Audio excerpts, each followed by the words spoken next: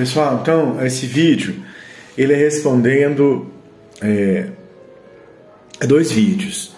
Então primeiro, Jones Manuel fez um vídeo sobre Foucault. Depois ele indicou nesse vídeo um texto Armando Boito, chama O Estado Capitalista no Centro, Crítica ao Conceito de Poder de Michel Foucault. E houve dois reacts, dois vídeos reagindo e dizendo que, em suma, um do Daniel e um do cara do Gap Filosófico, Alberto, dizendo que esse vídeo do Jones Manuel, baseado no Boito, teria feito um espantalho. O que quer dizer isso? Caricaturado de forma grosseira as ideias do Foucault para criticá-las, para destruí-las. Mas, bom, se não vejamos, então está querendo esclarecer isso aqui. Porque aí eu fui dar uma olhada nesse texto do Boito, olha, por que a hipótese tem que ser mudada. Talvez o Foucault, nesse texto, tenha feito um espantalho de si mesmo. Quer dizer, ele facilitou as ideias dele nesse texto, que era um texto para estudantes, uma palestra dada em Salvador, foi publicada nos anos 90. Então foi em 76, só foi publicada nos anos 90. Talvez por isso a gente conhece menos. Então, nesse texto, Foucault sustenta que a visão tradicional e burguesa do poder seria a mesma que dos comunistas, que dos marxistas. E a gente sabe que os marxistas veem o poder burguês como negativo, o poder comunista como positivo. Tem uma teoria, o marxismo tem uma teoria positiva do poder. Qual é? Com a tomada do Estado é possível avançar sobre os meios de produção, sobre as riquezas da sociedade, as empresas, as grandes empresas, grandes fazendas, e transformar a sociedade, diminuir a igualdade, e dar poder para a classe trabalhadora. Então, os marxistas têm uma teoria positiva do poder proletário e negativa do poder burguês. E o Foucault ele aproxima a teoria do poder proletário com a teoria do poder burguês. Para ele seriam as mesmas teorias, as mesmas visões, as mesmas teorias. Ele está numa terceira visão, não é nem a do poder proletário nem a do poder burguês, é uma terceira visão que seria mais evoluída, mais lúcida, uma esquerda à esquerda da esquerda, uma esquerda reflexiva, ao contrário da esquerda dogmática, próxima do poder burguês. Então, isso também está no Melchior, no niilismo de cátedra. E aí eu queria esclarecer uma coisa, principalmente voltado para o professor Daniel. Para o Giacoia, eu conversei muito com o Aldino sobre isso. As pessoas diziam que Nietzsche era niilista, e Aldino dizia que não, e eu concordava. Porque niilismo na filosofia tornou-se um xingamento. Seria o cara não acreditar em nada, é aproximado aos demônios lá do Dostoiévski, que é um grupo de toca o terror lá no tempo do czarismo, faz o terrorismo, faz atentados, tipo aqueles muito praticados nos anos 70 e tal, pelos pequenos grupos guerrilheiros ou políticos. Então está ligado a isso. Então o terror individual, você estaria ligado ao niilismo, ao cara não acreditar em nada. Então virou um xingamento. Só que para o Giacoia, niilismo, o Nietzsche, no final da vida, teria dividido o niilismo em niilismo passivo e ativo, e o dele seria o ativo, que cria valores. E Deleuze também me parece concordar com isso. Então, para os niilistas, para os nietzschianos, niilismo não é necessariamente um termo insultoso ou negativo, não.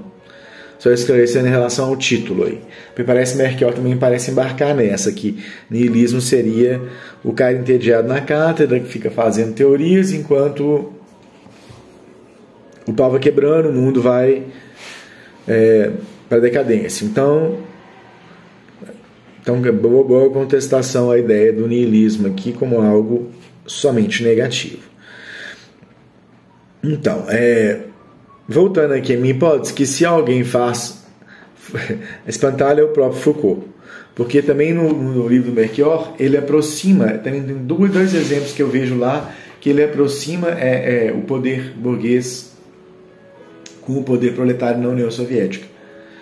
Ele tem ele falta também essa teoria positiva do poder. O Lossurdo diz isso, falta no Foucault uma teoria positiva do poder. E aí nesse texto que o Foucault o texto dessa palestra que Foucault fala em 76, ele desenvolve algumas teses, olha, 4 teses. Não existe um ou o poder, mas sim vários poderes. Não existe o poder, mas vários poderes. Então, Foucault, na palestra no Brasil, em 76. São 4 teses. Primeira tese, não existe um ou o poder, mas vários poderes. A sociedade é um arquipélago de poderes diferentes. Segunda tese. Terceira tese, Foucault é contra a ideia de que uma parcela da população detém o poder. E quarto, o poder seria socialmente difuso. Seriam as 4 teses que Foucault apresenta para estudantes. Então, tem aí essa que foi tão criticada aqui do poder socialmente difuso e não concentrado ali no Estado como algo que nós deveríamos tomar para modificar a sociedade, que é a teoria marxista. Então, agora, literalmente citando Foucault, nesse texto aí, nessa palestra, para estudantes.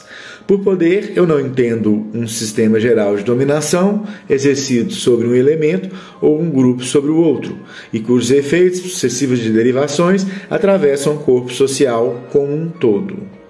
Então aqui ele está negando o marxismo. Nos capítulos finais, no final do Niilismo de Cátedra, Foucault Niilismo de Cátedra, o Melchior dá pelo menos 2 exemplos de textos do Foucault, também literais como esse, em que o Foucault levanta aquela teoria de que a forma de exploração fordista estaria importada do Ocidente para a União Soviética. E outra coisa que ele fala é que a forma de dominação, que são os gulags, também existe ou foi importada do Ocidente. Então ele tem essas 2 ponderações lá, mostrando que não é isolado essa aproximação que ele faz do poder burguês, poder proletário, e se coloca na terceira posição. É isso que me incomoda realmente, por isso estou fazendo esse vídeo, porque muitas vezes já tive experiência em faculdade com um colega anarquista, Foucaultiano, se dizendo anarquista, se dizendo Foucaultiano, e quando a gente falava em marxismo, ele começava a falar que o marxismo coloca a gente preso num vir a ser, não é? E quando a gente fala em dialética, começam as críticas da dialética, algumas bem fundamentadas, outras nem tanto, né? Então vamos aqui, depois eu volto a isso.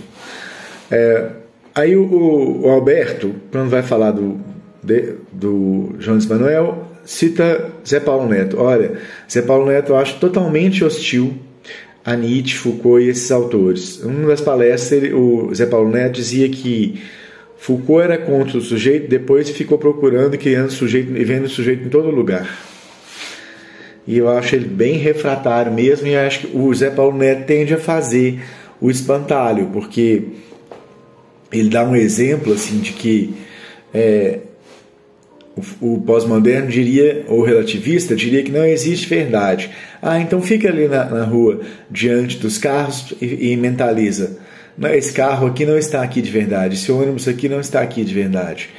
Não, vulgarizou. O que nós queríamos dizer do efeito da linguagem, dizendo efeitos de verdade, seria, por exemplo, a linguagem ter efeitos no real, ter efeito de criação de verdade, seria o seguinte: a troca da palavra faggot, que seria lenha para fogueira, pelo movimento gay, para a palavra gay, que é alegria, como parte dessa militância. Tanto que não se pode falar mais em gay que se pensa em homossexual. Então, assim, o que é uma vitória para o movimento. Então, um uso de uma linguagem, uma adoção de uma linguagem pejorativa, afastando o elemento pejorativo e se apoderando de uma linguagem, produzindo um efeito positivo no real, criando uma realidade mais positiva para um movimento, para uma minoria. É isso. Então o Zé Paulo Neto faz uma caricatura, um espantalho. Zé Paulo Neto, sim. Então, mas o Alberto teve um debate aí sobre Zé Paulo Neto com o Jones, que eu não sei, foi na internet, parece. Então, quem parece que faz espantalho dessas teorias pós-modernas, Foucaultianas, Nietzscheanas, é o Zé Paulo Neto, que é também uma das pessoas que faz a cabeça do Jones Manuel, sem dúvida. Então, olha, continuando, eu fui olhar, que o Alberto citou, como se o Jones não tivesse lido Lo Surdo. Alberto que é leva do Gap Filosófico, parece que você não leu o Lo Surdo. Eu fui ler o livro do Lo Surdo sobre Nietzsche, o Rebelde Aristocrático, é totalmente na linha do Lukács, da destruição da razão, bastante nessa linha. Então, por exemplo, o Lossurdo repete aquilo que você viu, você me falou que viu no vídeo, ainda não tinha lido o livro do Lossurdo, um vídeo recente, uma resposta recente, você me falou. Então, no livro do Lossurdo você não vai encontrar subsídio, está muito mais realmente o que o Jones Manuel fala.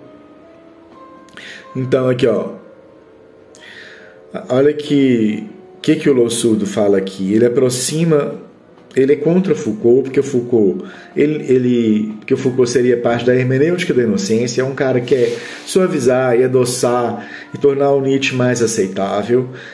O Lossurdo também não aceita a troca de vocabulário que a Scarlett Martin faz de super-homem para além do homem. Estaria na hermenêutica da inocência, estaria numa linha de raciocínio assim, que para você aprender o que o Nietzsche tem a dizer de bom, você não precisa suavizar, adoçar e de certa forma falsificar o que ele tem de aristocrático, de eugênico, de brutal, né? De grosseiro. É esse o ponto dele. Então, ele fala, olha, que o Foucault quer abolir a filosofia do sujeito. Ora, não foi a filosofia do sujeito que nos possibilitou, no passado, identificar o escravo como sujeito de direitos? Então, assim, esse é uma crítica. Quando ele fala em Foucault, ele fala também, ó, essa é a posição de Foucault e de não poucos outros pós-modernos. Então, para ele, Foucault é pós-moderno. Está na página 996 do Rebelde Aristocrático do Foucault. Então, para o Lossurdo também o poder em Foucault é só negativo, converge com a visão do Melchior. Então, ele é contra, para o Lossurdo, o problema do Foucault é que ele é contra o poder e a verdade enquanto tal. Então, ele chama ele de anarquista político-metafísico. Então, mais adiante aqui, eu fiz algumas anotações. O Lossurdo aponta como a posição de um nazista como Bauer e do Byrne, dois nazistas que apoiavam o Nietzsche lá nos anos 30 e 40, nos anos 40, final dos anos 30, como sendo um nazista, como essa posição dos nazistas está próxima da posição do pós-moderno. Porque o Bauer, por exemplo, dizia que a racionalidade, a atitude racional e iluminista não é menos cheia de imposições e violência do que a atitude sacerdotal. Então aqui, o Lossurdo aproxima a posição pós-moderna, joga essa peste pós-moderna para o Foucault e aproxima do nazismo. Então veja se você pode acreditar nisso, né, Alberto? Então o Nazi Bomber também era contra a lógica ordenadora, a consciência ordenadora. Então, termos como consciência ordenadora são pejorativos para os nietzschianos, né? Tão pós-modernos quanto nazistas. Essa é a posição do Lossurdo. Então, chupa essa... é difícil, né? Então, para o Lossurdo, finalizando, é isso. Nietzsche é reacionário, mas tem muito a nos dizer, mas não podemos suavizar, e ele é contra o Colle Montinari. No final ele investe contra o Colle Montinari, que são os italianos que organizaram as obras completas de Nietzsche, que são as referências para as obras completas da Companhia das Letras. Sabem que são caras que querem apagar a eugenia de Nietzsche, querem suavizar, adoçar. Então é uma crítica do Lossurdo que vale inclusive para Scarlett Martin, que é a maior especialista em Nietzsche do Brasil. Tá bom?